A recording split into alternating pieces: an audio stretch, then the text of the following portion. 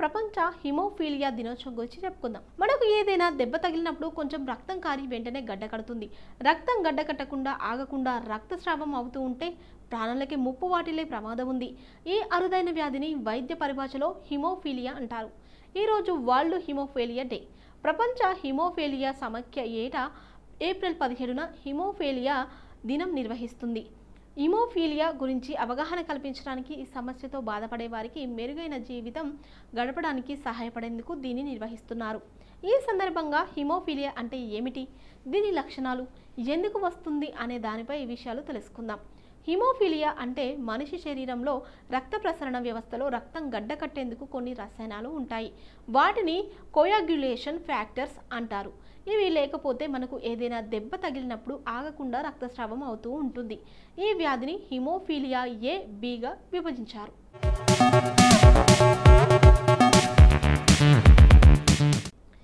AB కేసుల్లో ఒకే రకమైన లక్షణాలు ఉంటాయి.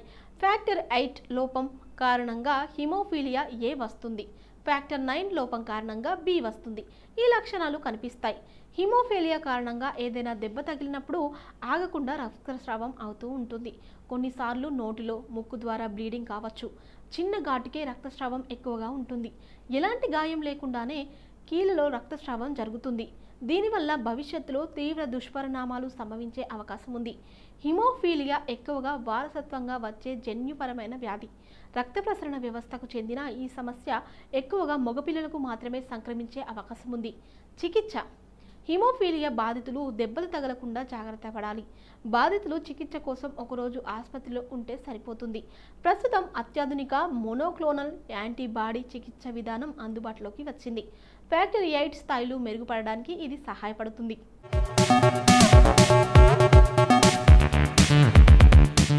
అరుదైన రుగ్మతల్లో హిమోఫీలియా ఒకటి. దీని గురించి ప్రజలకు అవగాహన కల్పించడానికి ప్రతి సంవత్సరం ఏప్రిల్ 17న ప్రపంచ హిమోఫీలియా దినోత్సవం గురించి నిర్వహించుకుంటున్నాం. గాయం తగిలితే కాసేపటికి రక్తం గడ్డకట్టి రక్తస్రావం ఆగిపోతుంది.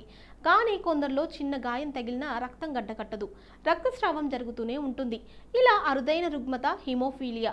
ఈ రోగంపై ప్రజల్లో అవగాహన పెంచడానికి ఏప్రిల్ 17న ప్రపంచ హిమోఫీలియా దినోత్సవాన్ని నిర్వహించుకుంటారు. రక్తస్రావాన్ని ఆపడానికి, మన శరీరాన్ని నియంత్రించే జన్యువులలో మార్పుల వల్ల ఈ వ్యాధి ఎక్కువగా సంభవిస్తుంది. ఈ వ్యాధి అధికంగా పురుషుల్లో వచ్చే అవకాశం ఉంది. ప్రపంచ హిమోఫీలియా దినోత్సవం చరిత్ర. 1989లో వరల్డ్ ఫెడరేషన్ ఆఫ్ హిమోఫీలియా ఈ దినోత్సవానికి పునాది వేసింది. ఈ వ్యాధితో బాధపడుతున్న వారి జీవితాలను మెరుగుపరచడానికి ప్రతి సంవత్సరం ఏప్రిల్ 17న హిమోఫీలియా దినోత్సవంగా నిర్వహించాలని నిర్ణయించారు.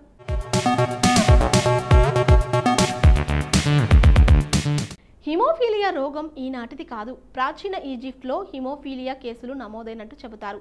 హిమోఫీలియా వ్యాధిని రాయల్ డిసీజ్ అని పిలుస్తారు. దీనికి కారణం విక్టోరియా రాణి. ఆమెకు ఉన్న 9 మంది పిల్లల్లో 3కి ఈ వ్యాధి ఉంది. విక్టోరియా రాణికి కూడా ఈ వ్యాధి ఉందని, ఆమె ద్వారా వారసత్వంగా 3 పిల్లలకు ఈ రోగం వచ్చినట్టు నిర్ధారించారు. హిమోఫీలియా అనే పదం హిమోరాఫీలియా అనే పదానికి సంక్షిప్త రూపం. దీన్ని జ్యూరిచ్ విశ్వవిద్యాలయంలో ప్రొఫెసర్ డాక్టర్ స్లోనిన్, అతని అసోసియేటివ్ ఫ్రెడరిక్ హాబ్స్ సృష్టించారు. హిమోఫీలియా వారసత్వపు వ్యాధి. రక్తం గడ్డకట్టే సామర్థ్యాన్ని ప్రభావితం చేసే అరుదైన జన్యు వ్యాధి హిమోఫీలియా. ఇది వారసత్వంగా తల్లిదండ్రుల నుంచి పిల్లలకు వస్తుంది. వారికి ఎముక సంబంధిత సమస్యలు, కీళ్ళ నొప్పులు, వాపు, అంతర్గత రక్తస్రావం వంటి లక్షణాలు కనిపిస్తాయి.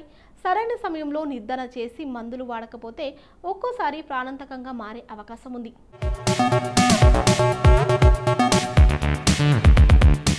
హిమోఫీలియా వ్యాధికి జీన్ థెరపీ రూపంలో చికిత్స ఉన్నప్పటికీ హిమోఫీలియాతో బాధపడుతున్న వారు కీళ్ళ నొప్పులు, ఎముకల సంబంధిత సమస్యలు, వాపు, అంతర్గత రక్తస్రావంతో పాటు చిన్నపాటి గాయాలకే అధిక రక్తస్రావం జరిగి ఇబ్బంది పడతారు. హిమోఫీలియా ప్రాథమిక దశలో ఉన్నప్పుడే నిర్ధారణ చేయాలి. ఈ వ్యాధి ఉన్న వారికి ఏదైనా ఆపరేషన్ జరిగినా లేదా యాక్సిడెంట్ జరిగితే ప్రాణాలకు పోయే పరిస్థితి ఏర్పడుతుంది.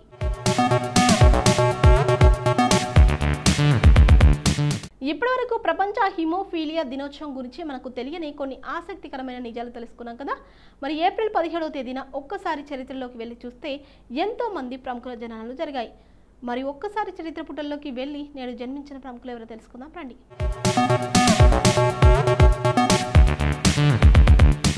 విక్రమ్ ఈ పేరు చెప్పగానే అపరిచితుడు సినిమానే గుర్తుకొస్తుంది కదా. ఆ చిత్రంలో అతడు చేసిన నటనకు ఫిదా అయిపోవాల్సిందే. అయితే అంతకంటే ముందే సేతు, శివపుత్రుడు, సామి, జెమిని లాంటి చిత్రాలతో తెలుగు ప్రేక్షకులను మెప్పించాడు విక్రమ్.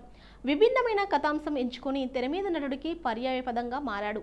విక్రమ్ నటనను చూస్తే ఎవరైనా హాట్స్ ఆఫ్ చెప్పాల్సిందే. తమిళంతో పాటు తెలుగులో ఎంతో గుర్తింపు తెచ్చుకున్న విక్రమ్ను ముద్దుగా అభిమానులు చియాన్ అని కూడా పిలుస్తారు. నటుడిగానే కాకుండా గాయకుడిగాను తనెంతో నిరూపించుకున్నాడు. ఇతని నటనకు ఓ జాతీయ అవార్డుతో పాటు 7 ఫిలింఫేర్ అవార్డులు, పలు పురస్కారాలు దక్కాయి. విక్రమ్ అసలు పేరు Kennedy John Victor.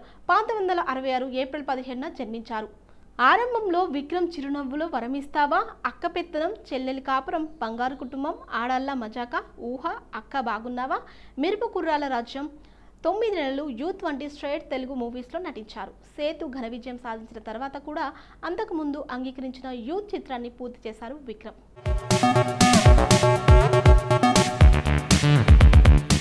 Chandrasekhar Singh భారతదేశ రాజకీయ నాయకుడు, భారతదేశపు 11వ ప్రధానమంత్రి. అతను ప్రధానమంత్రిగా 1990 నవంబర్ 10 నుండి 1991 జూన్ 21 వరకు తన సేవలను అందించాడు.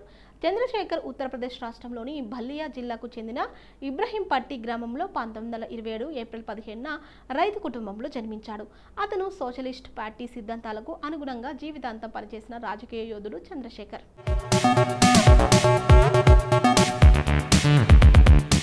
సంత్ శ్రీ ఆశారాంజీ బాపు ఒక ఆధ్యాత్మిక గురువు. ఇతని అనుచరులు సాధారణంగా ఇతన్ని బాపూజీ అని పిలుస్తారు.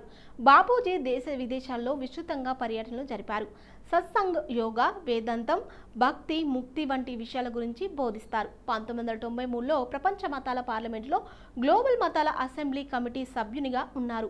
అనుభవజ్ఞులు, యువకులు, ముసలివారు, భాగ్యవంతులు, పేదవారు, నాస్తికులు వంటి విభిన్న వర్గాలకు చెందిన వ్యక్తులు బాపూజీ సత్సంగానికి వస్తుంటారు.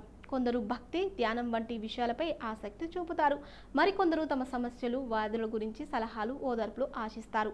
బాపూజీ ప్రసంగాలు అందరికీ ఎంతో ప్రశాంతత చేకూరుస్తాయని అనుచరులు చెప్తూ ఉంటారు.